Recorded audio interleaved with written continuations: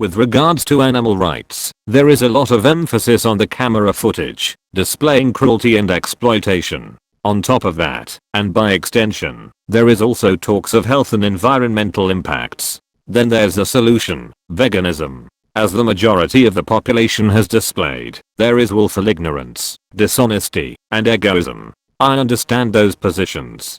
I was vegan a couple years ago. It was fine. The reason I stopped doing it was because I didn't think what I was doing actually helped, let alone was actually worth it in the long run. In late 2018, there was a sudden jump in the amount of vegan and plant-based products coming to store shelves.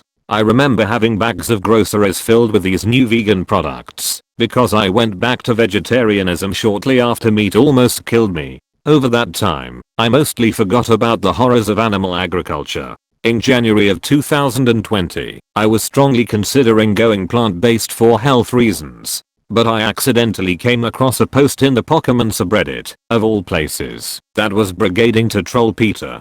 So I asked, why? Someone linked me to a website called PETA Kills Animals. I investigated these claims myself and concluded it was biased against PETA and speciesist by using shock value such as bags of dead dogs and forging documents. The author of the page also didn't understand that people can be vegan and wear animal products they've owned before they went vegan. I realized, well, that was easy to debunk. Shortly after that, I decided to become vegan. I'm not afraid of the social pressure. I've been vegan for 1 year now, and I can tell you, my views have shifted a lot. From religion to the universe as we know it, I have had a lot on my mind. When it came to animal rights, it was the most simple topic to understand. I've listened to all the debates. I've listened to what people have said both for and against veganism. I even discovered the 1 or 2 excuses why someone may not be vegan. The biggest one being complete psychopathy, meaning aligning with all psychopathic traits including self-harm.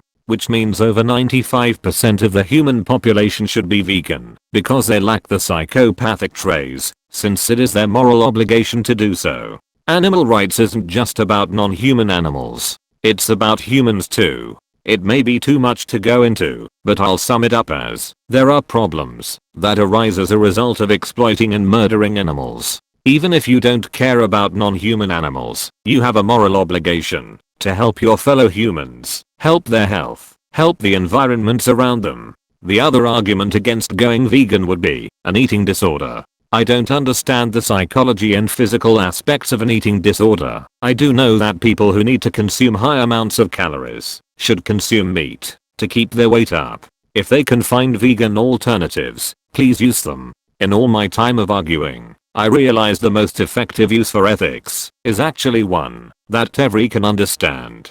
Besides name the tray, this is the most powerful argument for animal rights and veganism. And that is the other shoes. Educate yourself on the industry, practices in animal agriculture, whether it's a government website, the RSPCA, or the documentaries that literally show you. Now, imagine yourself in the animal's situation. Maybe you're a sow, the mother pig, who is confined to a tiny box. You are constantly raped by a human who puts pig sperm inside you, forcibly impregnating you. You give birth, and the children have to feed off you, whilst you have to keep eating and drinking the crap that is put in front of you. Not only that, with what little space you have, you probably cannot see your children. In the rare case that you do, you will see they are suffering. Sometimes, they may be underneath you when you collapse from exhaustion, where they will suffocate to death. You'll sometimes hear the agonizing screams of your children and other souse children as they have their tails docked to stop cannibalizing in these unsanitary conditions.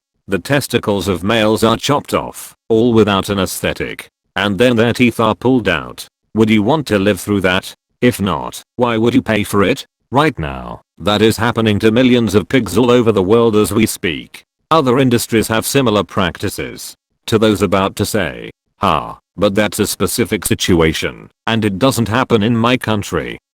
To questions. Have you seen what happens inside these industrialized farms? And how do you think you can produce food efficiently? You can't answer these without admitting that there is something we have not seen, neither has it been shown. I always said, if welfare is a priority for these industrial farms, where is the footage of the happy animals? Where is the animals on the grass? There isn't any. Now, what if you were a slave? Put yourself in that situation and ask if you'd like to pay for slavery as well.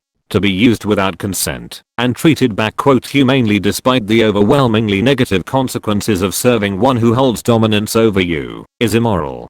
To put it simply, put yourself in the situations you don't like to think about and act in a way in this reality so that you would not wish to bring harm onto others, especially those in the uncomfortable positions. With animal and human rights, you stop supporting industries that exploit and abuse sentient life.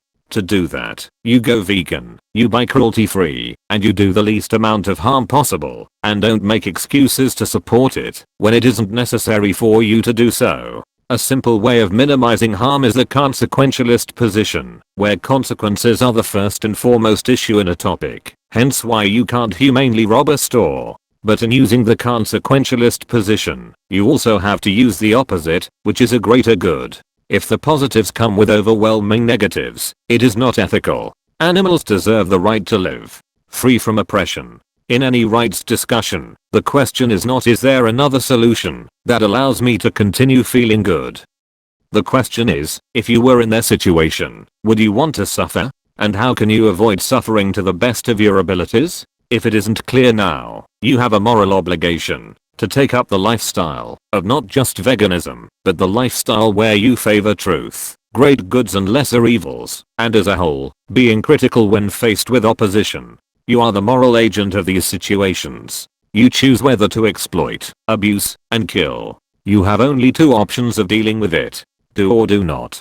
It's a simple trolley problem. And then, what about this ethical argument? Think of who is affected by health, ethics, climate, and even viruses. Put yourself in this scenario. For those affected by these problems, whether it's obesity, heart disease or cancer, or maybe depression and suicidal thoughts or PITS and PTSD, or maybe a poor family's home is almost underwater, or maybe on fire, or maybe they are suffering and dying from a virus. For them, that is not a choice. But for you, it was, and it is. If you have an option to support or end that suffering, which would you choose? It's their life or none.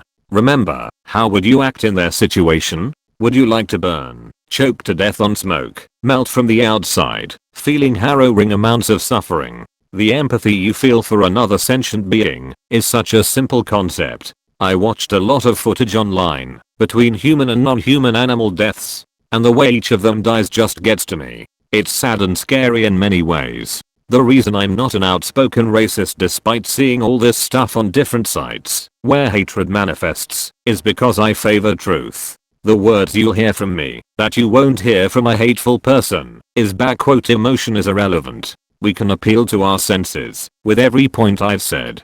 Pain is an arbitrary concept, but it is rooted within our very fabrics, our genetics. More importantly, evolution. It is a message that tells our body that it is being damaged and must be avoided. Then when you consider life is just suffering, we should know that it's better to avoid suffering so we can use an escapism, such as pleasure, where if it doesn't come at the expense of another, we can do it. We can also be neutral on topics. It also matters what's rooted within you, whether it's a problem that causes you to harm others, or a problem hurts you. You should really spread that empathy to your situation as well. Using this very specific example, if you found yourself sexually attracted to the suffering of humans, think about the worst pain you've ever felt, and how bad you wanted it to stop. Once you understand how that pain feels, detach any pleasure you might have got from it. Now think about if that was another person. Did it hurt? Your answer should be yes. Because this is how the other person feels. When they feel pain, they don't feel pleasure. This is why you can't subject people to pains for your pleasure, and likewise non-human animals. Make the right choice. Go vegan. Speak up for the oppressed. Liberate yourself and others. Use critical thinking.